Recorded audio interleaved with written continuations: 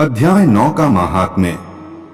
श्री नारायण बोले, हे लक्ष्मी, दक्षिण देश में एक भाव सुशर्मा नामक शूद्र रहता था। बड़ा पापी, मांस मदिरा आहारी था। जुआ खेले, चोरी करे, पर स्त्री रमे। एक दिन मदिरापान से उसकी देह छूटी, वह मरकर प्रेत बना। एक बड़े वृक्ष पर रहा।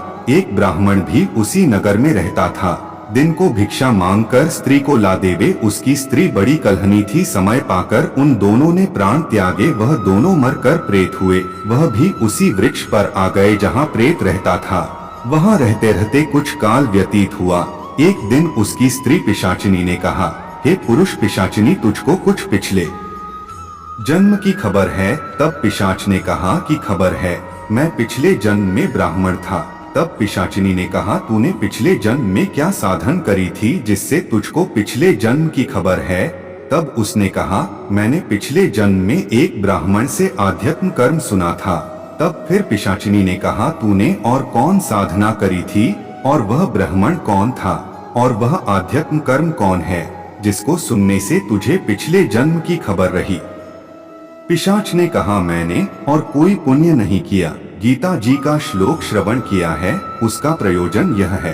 एक समय अर्जुन ने श्री कृष्ण से 3 बातें पूछी जो गीता जी के 9वें अध्याय में लिखी है।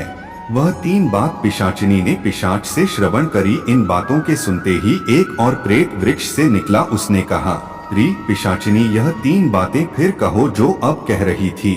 पिशाचिनी ने कहा, तू कौन है? मैं तुझको नहीं सुनाती, मैं अपने भर्ता से पूछती हूँ।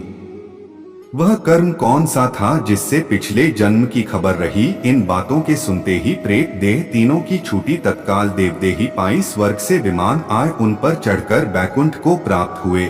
श्री नारायण जी ने कहा, हे लक्ष्मी, यह 9वें अध्याय का महात्म्य है।